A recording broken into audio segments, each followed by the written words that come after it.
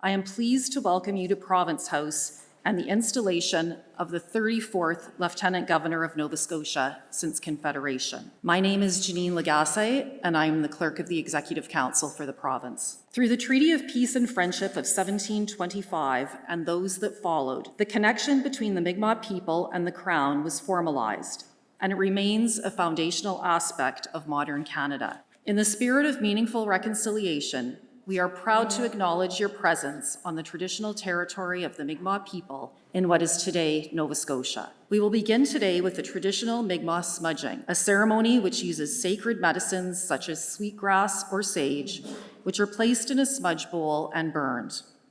The rising smoke represents our prayers being taken to the Creator. Smudging plays a central role in traditional Indigenous ceremonies. It helps to open our hearts, minds, and spirits to healing. The smudging will be conducted by Elder Deb Eisen of the Mi'kmaq Native Friendship Centre. Good afternoon, everyone. Ani bojo nana temakus and dejanakas no me anganaway and ishnabe kwe bachwana. It is also my great honor to be gathered here today on the unceded and ancestral territory of the Mi'kmaq people. This territory has been home to me for a number of years, coming from a 36-year military background and settling here in Jabuktuk in Mi'kmaq territory. And the Mi'kmaq people have been so wonderful. Not only the Mi'kmaq people, but the people of Nova Scotia. I've come to love this province. I'm from Ontario, and I plan to stay here for the rest of my time. Thank you. Ani bojo ananatemakus, indejanakas, no meyangunaway, and ishnabe kwe bachuana. Creator, we thank you for this beautiful sunshine that you have given us today to help ignite the fire in our bellies to move ahead with yet another day. And we ask, Creator, that you go with the Lieutenant Governor and his wife as they continue on their journey and enjoy their retirement. And we also ask that you bless the incoming Lieutenant Governor Mike Savage and his wife and be with them and guide them on their journey. We pray, Creator, for our loved ones who are sick and need your help and strength and guidance in the days ahead. And for our loved ones who are preparing themselves for their final journey to you, we ask, Creator, that you welcome them with open arms. And for those firefighters, paramedics, police officers, doctors, and nurses who work so hard day in and day out protecting our way of life here in Jabuktuk, keep them safe and free from harm. And lastly, Creator, I pray for our veterans, those men and women who are far from home, protecting our way of life here on Turtle Island. We ask that you keep them safe and free from harm till their tour of duty is complete and they return back to Turtle Island and back to the loving arms of their family and their friends. Mset Nogama Kahomigwich Aha. Your Honours, Lieutenant Governor-Designate Savage, Ms. Savage, Premier and Mrs. Houston, Chief Justice Wood, former Lieutenant Governors, Grand Chief Syllaboy, Grand Captain Denny, members of the Executive Council, Minister Fraser, family, distinguished guests, friends. Mr. Mike Savage appears before His Majesty's Executive Council for the province of Nova Scotia today to present his Royal Commission of Appointment and to be sworn in as Lieutenant Governor of the province. I wish to inform the members of the Executive Council that the Honourable Michael Wood, Chief Justice of Nova Scotia, has been requested and authorized to administer the Oath of Allegiance and the Oath of Office. Mr. Savage, I present to you the Royal Commission of Her Excellency, the Governor-General, with instructions appointing you to the office of Lieutenant Governor of Nova Scotia. Is it your pleasure that the commission be read and published in the Royal Gazette? It is my pleasure.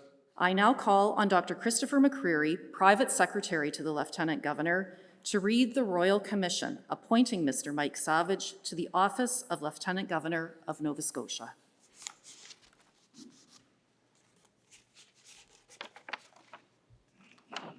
Charles III, by the grace of God, King of Canada and his other realms and territories, head of the Commonwealth.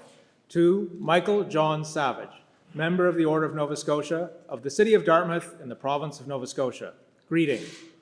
Be advised that placing special trust and confidence in your prudence, courage, loyalty, integrity, and ability, we, by and with the advice of our Privy Council for Canada, pursuant to sections 58 and 59 of the Constitution Act 1867, do hereby appoint you, Michael John Savage, Lieutenant Governor of the province of Nova Scotia, during pleasure of our Governor-General of Canada, effective on the day of which you make and subscribe the oath of allegiance and of oath of office required by Section 61 of the Constitution Act 1867. And we do hereby direct you to carry out your duties in accordance with the powers granted you by the Constitution Act 1867 and any other statutes, our present commission and the annexed instructions, or instructions that may from time to time be given to you by our Governor-General of Canada or our Privy Council for Canada, and in accordance with such laws as are in force in the province of Nova Scotia.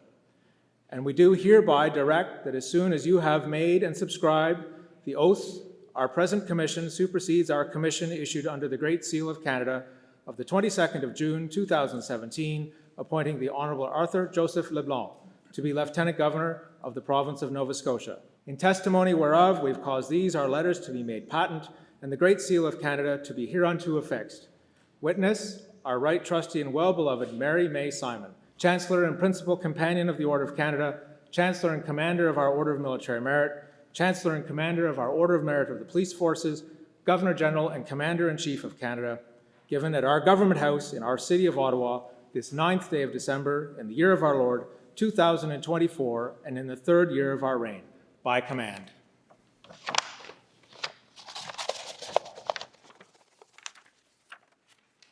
The Governor-General further declares her pleasure to be that the Lieutenant Governor shall take the oath of allegiance in the form prescribed in the Constitution Act 1867, and likewise that he shall take the usual oath due for the execution of the office of Lieutenant Governor.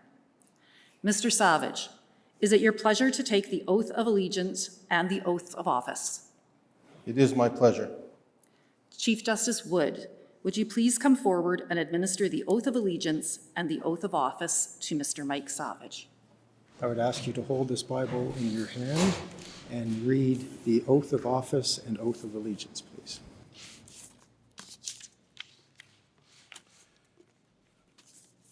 I, Michael Savage, shall well and truly execute the office and trust of Lieutenant Governor of the province of Nova Scotia, and duly and impartially administer justice therein.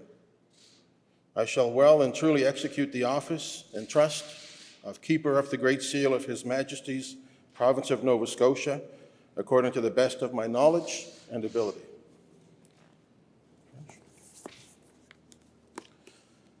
Moi, Michael John Savage, je remplirai bien et fidèlement la charge et le mandat de Lieutenant Governor de la province de la Nouvelle-Écosse, et j'y administrerai la justice avec exactitude et impartialité.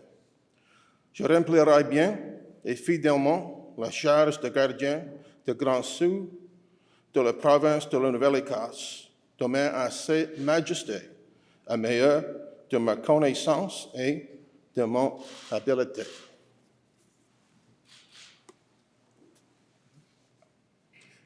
I, Michael John Savage, do swear that I will be faithful and bear true allegiance to His Majesty King Charles III, King of Canada, his heirs and successors. Moi, Michael John Savage, je jure fidélité et sincère allégeance à Sa Majesté le roi Charles III, roi de Canada, à ses héritiers et successeurs. And would you please have a seat and sign the oath?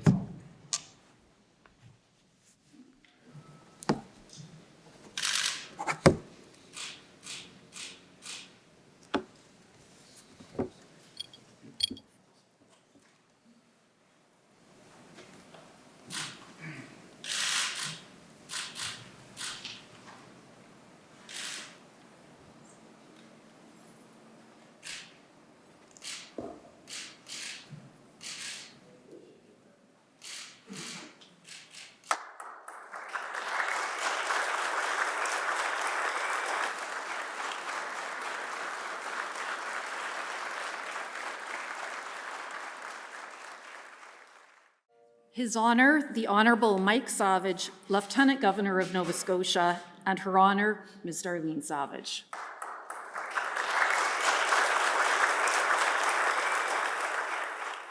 We will now proceed with the presentation of the Chancellor's chain of the Order of Nova Scotia. The Order of Nova Scotia is the highest honour conferred by the Crown in the province of Nova Scotia. His honour was presented with the insignia of the Order of Nova Scotia on December 4th by Lieutenant Governor LeBlanc at a private presentation held at Government House. In addition to becoming a member of the Order, the Lieutenant Governor of Nova Scotia serves as Chancellor of the Order throughout their time in office. Your Honour, I would like to call upon the Secretary of the Order, Dr. Christopher McCreary, to present you with the Chancellor's chain of the Order. I now ask Deputy Minister of Justice and Deputy Attorney General, Ms. Jennifer Glennie, to present the Great Seal of the Province to his honour. This seal is the Great Seal of the Province of Nova Scotia. Is it your pleasure to commit the Great Seal to the safe custody of the Minister of Justice? In the name of His Majesty King Charles III, to your safe custody, I commit the Great Seal of the Province of Nova Scotia, the symbol of sovereignty and authority in the province. Your Honour, I accept the responsibility to which you've entrusted me in the name of His Majesty the King, and I promise faithfully to keep the Great Seal of the Province of Nova Scotia in my custody so long as I shall remain Minister of Justice. We will now proceed with the presentation of the Royal Key to his honour. The Royal Key was first presented to Her Majesty Queen Elizabeth II during the 2010 Royal Tour. The Honourable Arthur J. LeBlanc will present the Royal Key to his honour as a symbol of the transfer of responsibility for Government House as the ceremonial home for all Nova Scotians.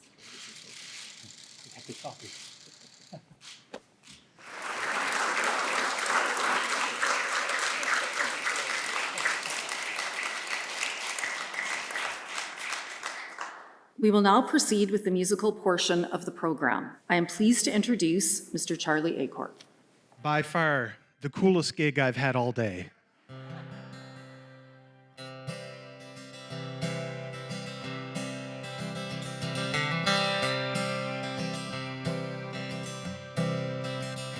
There've been times I'd be standing at a crossroads, waiting for my heart to show me which way to go.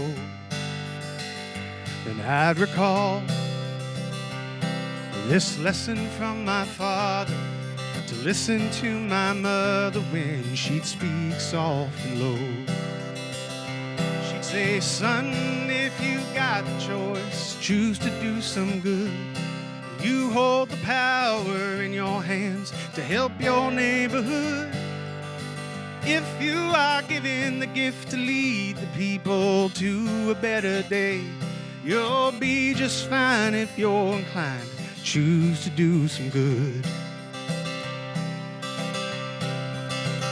So I serve, humbled by my purpose, focused on the work and did my best to keep us safe. And when I stumbled for the answers, I would scour. Within these little hours, I would bow my head and pray.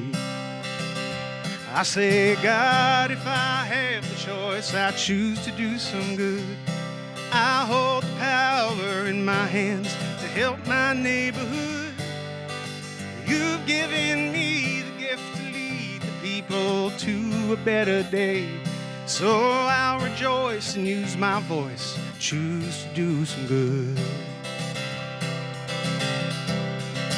But there's always naysayers. You know, buddy with a toothpick, quick to throw his 2 cents, yelling, hey, keep the change. But I know, as sure as God made little chickens, this city has a vision and we all a part to play. So I say, buddy, if you have the choice, choose to do some good. 'Cause you hold the power in your hands to help your neighborhood.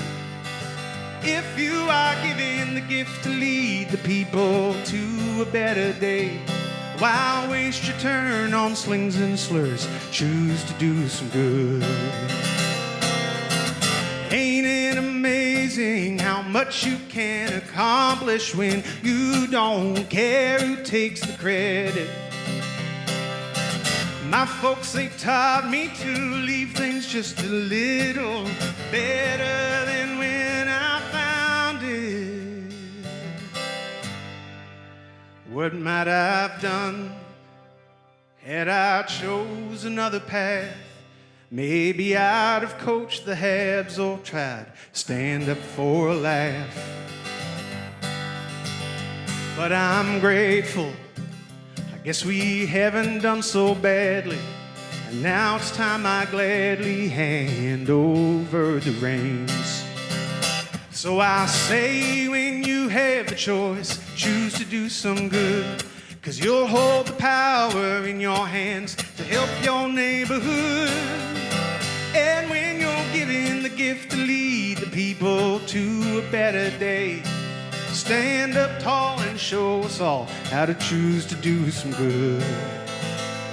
Yeah, stand up tall and show us all how you choose to do some good.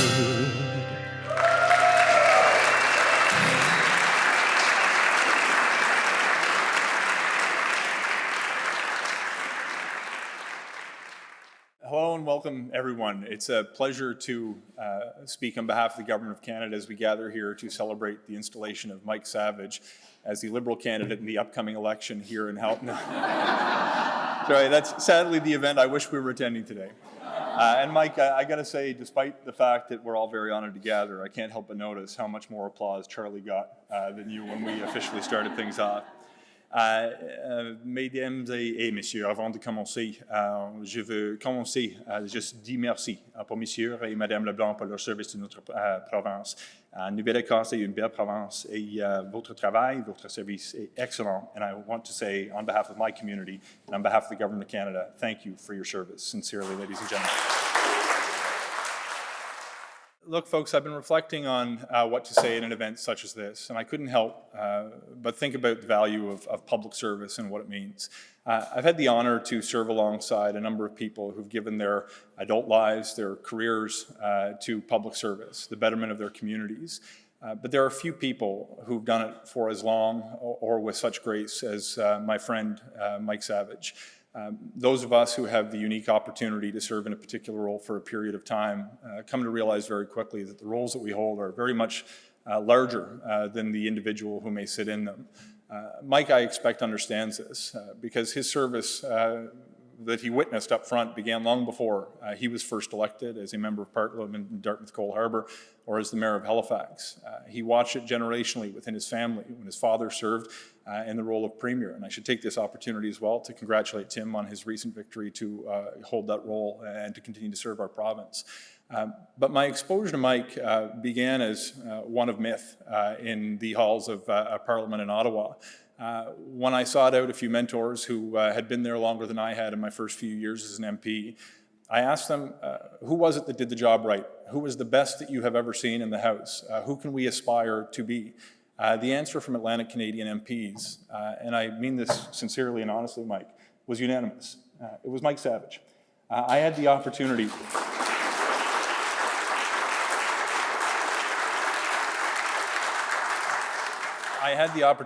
over the course of my time working as a member of Parliament with shared constituency. Central Nova crosses into the Halifax Regional Municipality, and of course since as a minister working to serve the city of Halifax and the province of Nova Scotia, not only to hear stories about the value of Mike's service to the public and that he was elected to serve, but I got to see it up front for myself. I got to see him blend respect for the office that he held with the service to the people that he was elected to serve. I got not only to hear stories about how he used to perform in question period, but got to work firsthand to figure out how we might better serve people when we would attend the opening of the Halifax County exhibition in Musquodoboit Harbour, or work to advance the well-being of Halifax, which he was serving as mayor, to build more homes, to improve transit. The kinds of projects that we would discuss were always about how we could make the city, how we could make the province a better place for the people who live here. Never about the announcement that we would stand up to make together in front of the cameras, but the people who would benefit from it at the end of the day. Though we are here to celebrate the contributions that we know Mike will make, though this is no doubt a special day for Mike and for his family, I can tell you the ones who are going to benefit the most from today's installation are the people of Nova Scotia. Mike, sincerely, on behalf of the Government of Canada and on behalf of myself, I congratulate you, and I look forward to seeing you next year once again at the opening ceremonies at the Halifax County Exhibition. Thank you, everyone, and congratulations, Mike. I now ask the Honourable Tim Houston, Premier of Nova Scotia and President of the Executive Council, to offer remarks on behalf of the Government of Nova Scotia.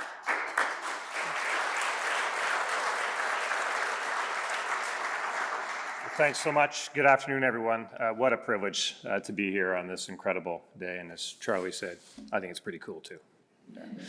But congratulations on behalf of the people of Nova Scotia.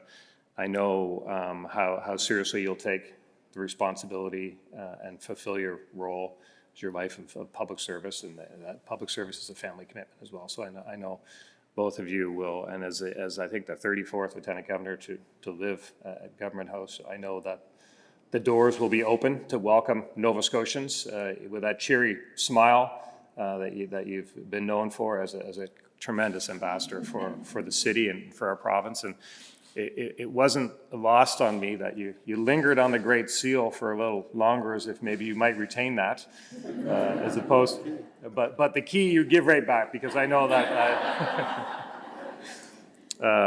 Carol and I certainly look forward to seeing His Honour and Her Honour at numerous events around the province. We'll look forward to that.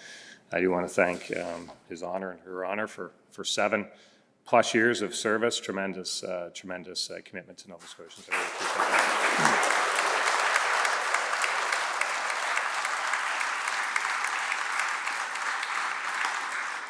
Also recognize Her Honour and His Honour and Her Honour and His Honour and His Honour. Each of you really respect the service and the commitment you've made to Nova Scotians. So, on behalf of all Nova Scotians, this is a joyous occasion, and I couldn't be more pleased. Congratulations. Enjoy it.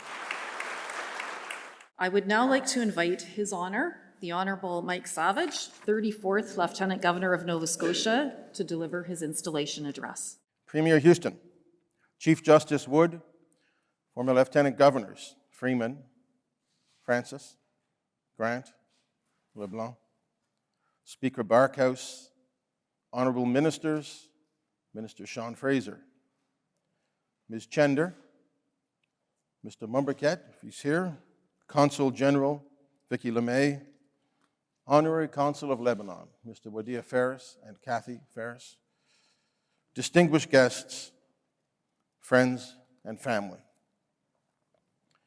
Good afternoon. This is what my Fridays look like. Bon après-midi, Jalasi. Given the office which I have just assumed, it is only appropriate that I begin by acknowledging that we're in Mi'kma'ki, the traditional territory of the Mi'kmaq people in what is today Nova Scotia.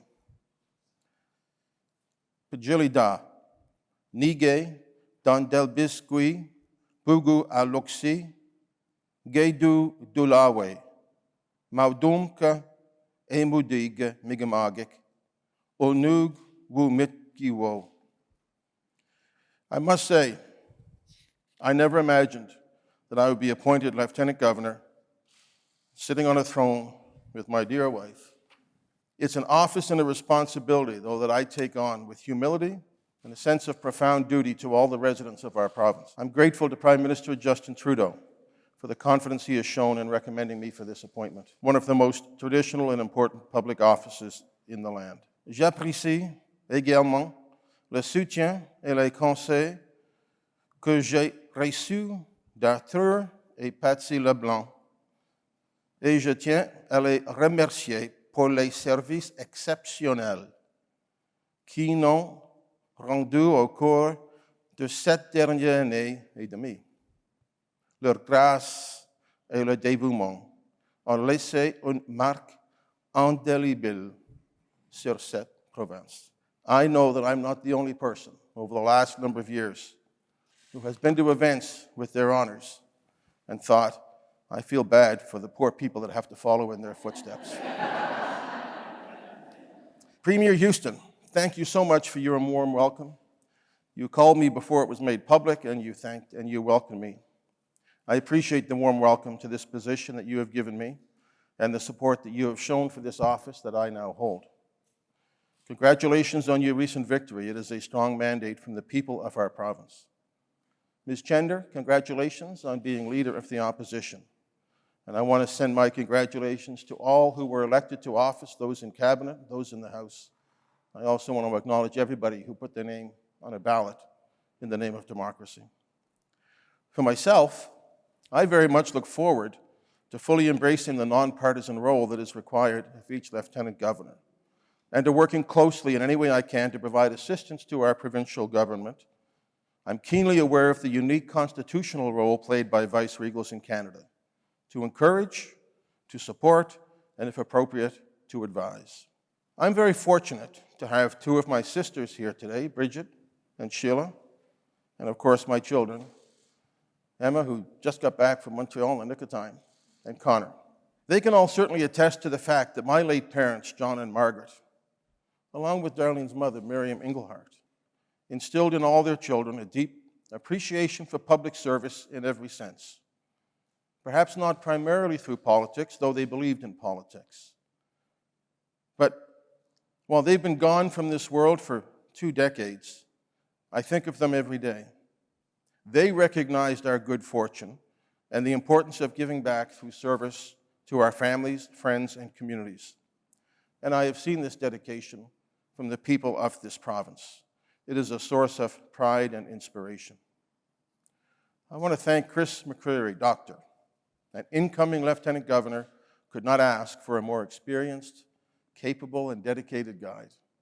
I look forward to working with him and the entire staff at Government House over the next 5 years. It's been a busy week for you, Chris. This is to cap it. We live in an increasingly uncertain world, one where our institutions matter perhaps more than they have in many generations. Canada and Nova Scotia are not immune from the challenges of the increasingly fragmented and polarized societies that we see around the globe. My new role as Lieutenant Governor, with its constitutional duties and the ability to convene people in a collegial and positive manner, is one of the most unique aspects of our system of constitutional monarchy. It takes generations for the fabric of our institutions and civil society to be woven together by many hands. Yet even with resilient and well-tested institutions, it can take but a short moment to damage the same. I will work to weave, not to tear, to share and build in every endeavor I undertake as your Lieutenant Governor. It is truly one of the privileges of this office, and we've seen it before in Nova Scotia. We have had a succession of Lieutenant Governors over the last generation who have done much to broaden the scope of what a Lieutenant Governor does and what they represent to the people of our province. I'm so pleased to see them here today. I truly thank you all for taking the time. I want to continue in those footsteps and to do what I can to help enhance the fabric of our society through bringing together diverse peoples and recognizing the positive contributions made by everybody who lives in this province.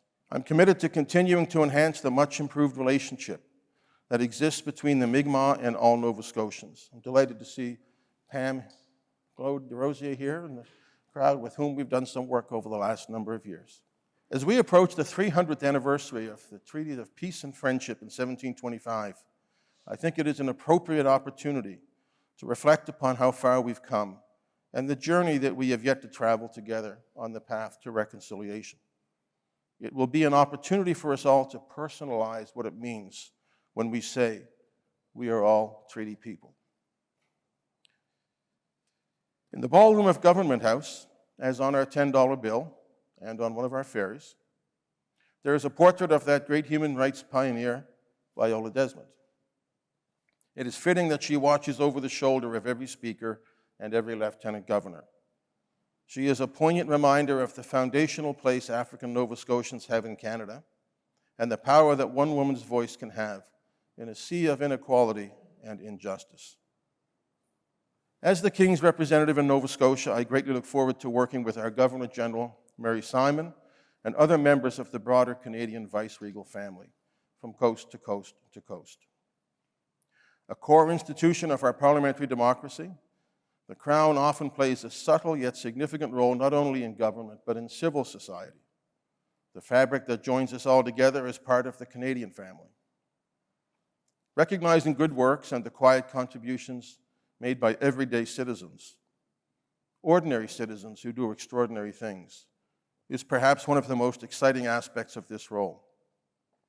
This is something that is clear every time I talk to former lieutenant governors, or even to former governors general, such as David Johnson for that matter. The unmistakable relationship that a lieutenant governor has with those who serve and those who have served our country in uniform is a privileged one. As MP and as mayor, it always meant a great deal to me to be able to connect with veterans and serving members. It will be an honor to play a more prominent role in that sacred relationship with those who willingly put themselves in harm's way to keep the peace and defend Canadian values here and overseas. Attending departure and arrival ceremonies for members of the Canadian Armed Forces at the dockyard, often with their honors, sometimes in the cold winter or the hot summers, remind me of the power of their service and the importance of family. Nova Scotia plays such a critical place in the defense of Canada and the North Atlantic Alliance. While this is not a new phenomenon, it is one worth remembering and appreciating. There is no place in our country that have experienced the benefit of having a strong military presence, or the tragedy that it sometimes brings, as we know here.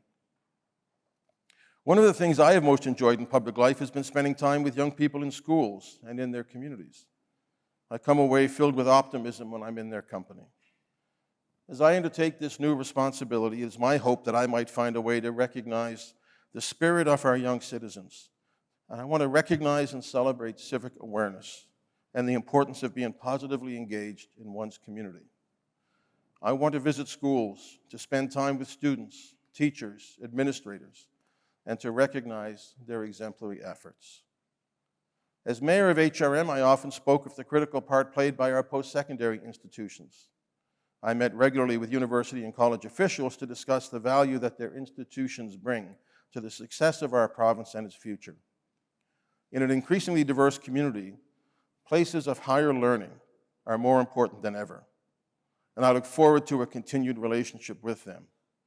Our strong academic institutions, a true competitive advantage, are really important as our province looks to achieve its ambitious goals for growth.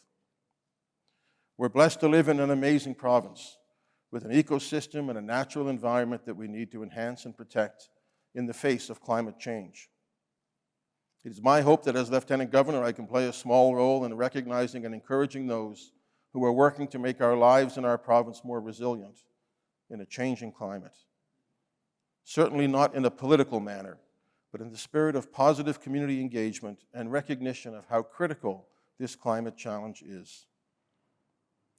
Successive lieutenant governors have found ways to inform residents of our province that Government House is indeed their house, the proverbial ceremonial home of all Nova Scotians. It is historic in all respects, some ways a fragile home. Its built form and character must be respected and protected. I know all lieutenant governors have shared Government House with the people. I hope in years to come, more people will come to discover it in new ways and to feel its remarkable ambience, its connection to the Crown, and as a place where so much of our shared history has transpired. It is indeed a privilege to be invited to live there and to serve as steward of this place of hospitality where thousands are welcomed each year. It is, after all, the site where our system of democratic government was pioneered in 1848, where the first French Canadian was appointed Governor General in 1959, where the first meeting of the Grand Council of the Mi'kmaq and a sitting Lieutenant Governor took place in 2017, and where recognition is given and thankful words expressed to so many remarkable citizens. As I take office as the 34th Lieutenant Governor of Nova Scotia since Confederation, I am reminded that this is an office that stretches well before 1867. The Mi'kmaq people have been here for many centuries and welcomed settlers as they arrived. They dealt with the harsh realities of the changing world. waves of settlers who created lives for themselves and their families and successors. Today, we welcome new Canadians from around the world. It has been one of my favorite roles in public office to welcome new residents, to work with organizations and individuals to help settle our new neighbors. These new Canadians are critical to our collective future. Every former lieutenant governor I have spoken with, and some who still serve across Canada, have told me this: you will have the opportunity to make a difference in ways that you might imagine at the beginning of your tenure, but you should allow yourself to be open-minded as well to the opportunities to make a difference. And that is what I hope to do. Darlene and I never saw ourselves in a role such as this, but we could not be more grateful for this rare opportunity. Having spent 20 years in elected office, part of it in the highly partisan atmosphere of Parliament, and then in the less partisan role as mayor, I welcome this next stage as a non-political servant of the people. Following his appointment as Lieutenant Governor, which came after serving terms as Premier, Member of the House of Assembly, Member of Parliament, and Minister of the Crown, Joseph Howe, one of the fathers of responsible government and a champion of freedom of the press, observed that he had finally graduated out of the cust and thrust of partisan debate into the more personal realm of serving people from all political backgrounds with equanimity and balanced interest. With his sharp wit and perspective on public life, he was well placed to make this observation. I certainly do not intend to follow all of his examples. He passed away 3 weeks after being installed in this very office in 1873. We'll be counting down the days. This is a very special place to be, and we welcome it. With respect for King Charles, with humility and appreciation, we will do our best to serve in the honorable footsteps of those who've held this office before us. I am grateful to so many people: my wife, Darlene, to my children, Emma and Connor, my sisters, my brothers, my sister-in-law, Joanne, who is here, the extended family and friends. I want to thank you with all of my heart for the love and support you have unfailingly shown me throughout my time in public life. I have no doubt that this new chapter, with its opportunities and challenges, will see you there by our side, helping to guide, encourage, and support Darlene and I as we reach out to Nova Scotians from across this amazing province over the next 5 years. We are grateful to you all. Thank you. Merci beaucoup. Walaaliak.